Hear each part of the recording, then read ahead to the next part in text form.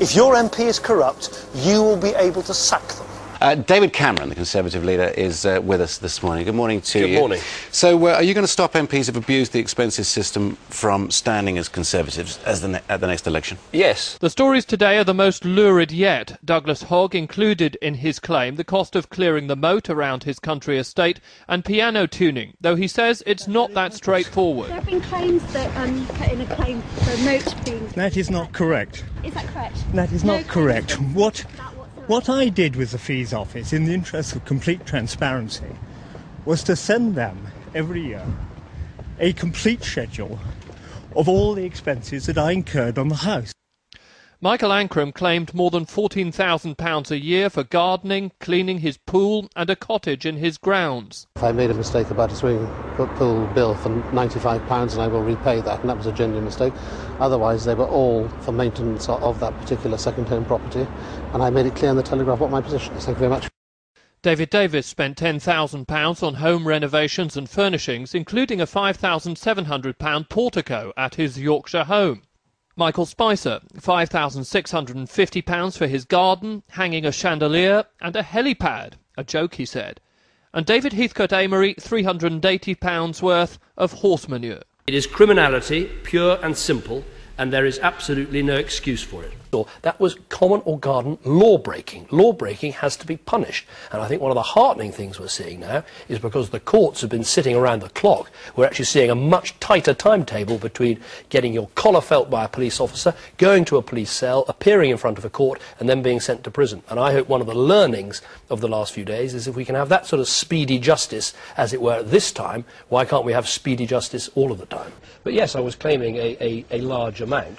As we've seen, the public anger over MPs' expenses increases by the day. Some people are calling for an investigation to see whether there is a legal case to answer.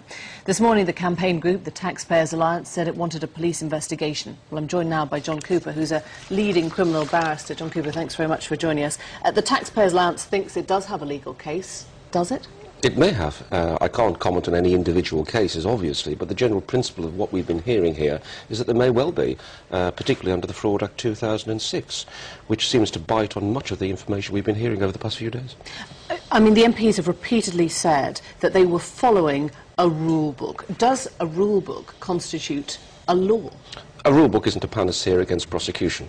It's important to say a rule book may well have relevance for internal disciplinary matters, but we're hearing time and time again at the moment that it's being used as a blanket defence. It is not a blanket defence. What happened was when he became an MP, he got a large house in his constituency in Witney in Oxfordshire. He got a large mortgage to pay for that house. Shortly afterwards, he paid off out of his own money his private mortgage, his personal mortgage on his personal first London home, if you like. Now, he wasn't breaking any rules in doing that. The suggestion, the implication is, well, could he not, if he had a lump sum, have put that into the pot for his second home, save the taxpayers some money? Well, the Conservatives, they say it wouldn't have made much difference. They say he definitely hasn't broken any rules. That even if they were within the rules, even if they were allowed under the system, but that look excessive or wrong in any way, those are being repaid. That was law breaking, that was looting, that was thieving.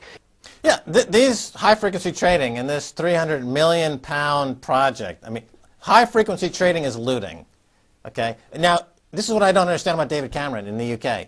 He castigates the looters and the rioters, but all they're doing is emulating J.P. Morgan bankers. They're looting. This is a high-frequency trading looting. And they're getting the government. They're getting these people who are looting, you know, sticks of juicy fruit gum on the street because they're having their money stolen to pay for high-frequency trading looting. That was thieving. It's no good trying to blame that on someone else.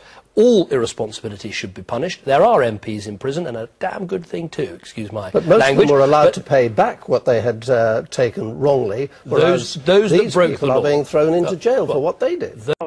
When I looked at the expenses when they were published, I was extremely concerned at the way that he flipped these mortgages and his first and second homes in order to claim the maximum amount possible on mortgages and also to avoid paying capital gains tax. And yet we understand that the complaints being investigated by the Standards Commissioner isn't so much about the flipping as about an original mortgage of £440,000 that he had. That's right. He bought a house outside his constituency at Patton about a year before he was elected, and he bought it for cash.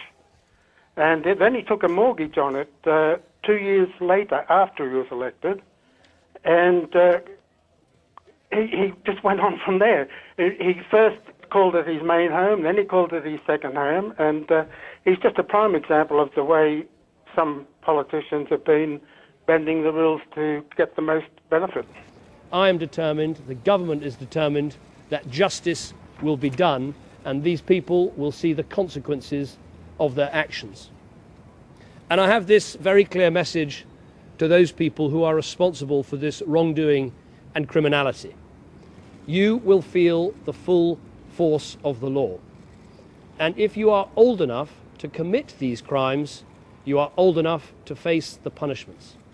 And to these people, I would say this: you are not only wrecking the lives of others, you're not only wrecking your own communities, you are potentially wrecking your own life too. My office this morning has spoken to the Speaker of the House of Commons, and he has agreed that Parliament will be recalled for a day on Thursday, so I can make a statement to Parliament and we can hold a debate, and we are all able to stand together in condemnation of these crimes and also to stand together in determination to rebuild these communities.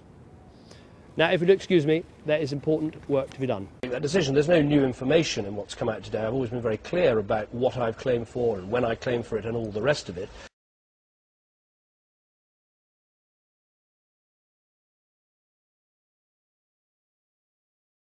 Just very quickly, how on earth do you sleep at night?